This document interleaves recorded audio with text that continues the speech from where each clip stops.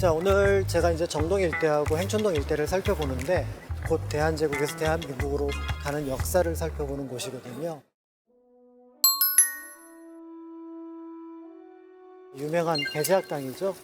배제학당이 만들어진 게 1884년, 그다음에 이제 그 옆에 이화학당이 만들어진 게 1885년이니까 이제 이 시기에 있었던 이제 새로운 어떤 교육의 변화를 짐작해 보실 수가 있을 것 같은데요.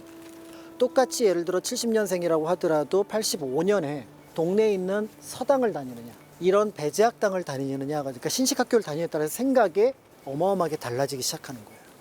그러니까 이 시기에 10대나 20대는 자기가 어디에서 공부를 했고 선생님이 누구냐에 따라서 이 분위기가 어마어마하게 달라지는 겁니다. 그런 면에서 사실은 한국에 있어서 엄청나게 큰 영향을 끼쳤던 게 바로 개신교라고 볼 수가 있습니다. 개신교는 들어오면서 처음에 10년 동안은 선교를 못했습니다. 정부에서 허락을 받은 건 뭐냐면 교육과 의료, 이 두 가지를 가지고 들어왔고 나중에 선교가 가능하니까 거기에 교회까지 붙습니다. 이게 한 세트예요. 그러니까 조금 더 빠르게 민중들에게 한국 사람들에게 영향을 끼치기 시작해요. 그럼에도 불구하고 뭐 새로운 종교에 대한 거부감이 적진 않았겠죠. 그런데 그 거부감을 가장 빨리 없앴던 게 바로 뭐냐면 학교입니다. 이 학교가 들어와서 처음에 10년 동안은 선교와 관련된 과목 가르치지도 않았어요. 그런데 자연스럽게 이 종교가 됐든 뭐가 됐든 누군가를 믿으려면 그 사람 뒤에가 보이는데 그 뒤에가 미국이고 영국이고 캐나다예요. 그러니까 당연히 그 교육을 받았던 학생들은 그 다음 단계에 대해서 고민을 하기 시작하고 더불어 그 신앙을 받아들이는 작업이 조금 더 빨라지게 됩니다. 근데 당대 그 학생이 들어와서 무슨 한탄을 얘기하냐면 선생님은 영어밖에 모르고 우리는 한국말밖에 몰라서 둘이 서로 의사소통이 안 되는 거예요. 그러니까 선생님들이 거꾸로 한글을 배우는 겁니다.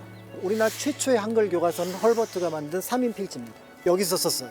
이렇게 빠르게 교육의 효과들이 나타나게 되니까 그들이 이제 자기 목소리를 내기 시작하죠.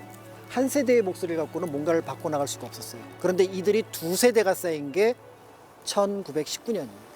독립운동을 준비하는 세대, 그 밑에 학생 그룹이 서양 선교사가 가져온 이 교육을 민족 운동가들도 같이 받아들입니다.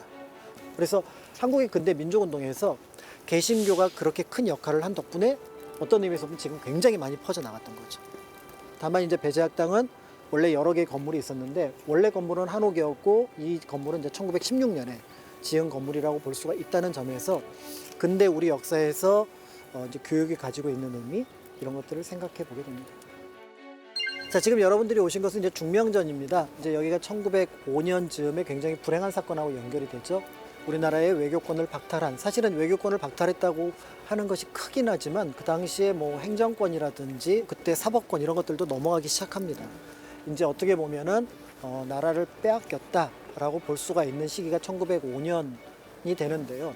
그때 날씨가 좀 우중충했었나 봐요. 그때가 이제 을사년이니까 그래서 을사년스럽다라는 말로 을씨년스럽다라는 말이 거기서 나온 말이기도 합니다. 그만큼 이제 많은 사람들에게 충격을 줬던 건데요. 아마 고종에게 충격은 더 컸을 겁니다. 무엇보다도 외교를 통해서 뭔가를 계속 해결하려고 했던 부분들이 있었는데 그게 이제 무너졌던 거죠. 그러면서 고종으로 볼 때는 또 한 번의 도약을 생각을 하게 됩니다. 마침 받아놓은 초청장 하나가 있어요. 러시아에서.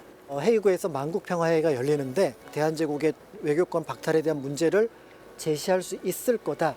이런 생각을 하게 되면서 이 중명전에서 특사, 파견에 대한 내용들을 결정을 하고 진행을 하게 됩니다. 이제 결국은 그 세 분이 이제 러시아 쪽에서 만나서 이제 헤이그로 가게 되는데요. 여러분들이 잘 아시는 것처럼 실패합니다.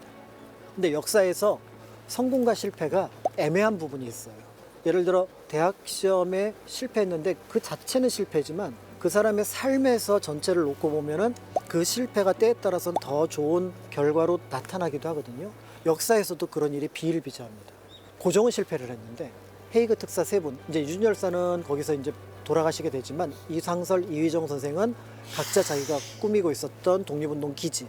그래서 이제 이분들의 움직임을 통해서 사실은 이제 또 많은 것들이 펼쳐지게 되고 특사와 전후에서 사실은 이제 고종이 어쨌든 을사늑약에 찬성하지 않았다, 반대했다라는 내용들이 국내외에 알려지게 되는 것들은 여러 면에서 중요한 의미를 갖고 있습니다. 그렇기 때문에 안타깝긴 하지만 또 한편으로는 다른 어떤 사건들을 생각을 해보게 되는데요.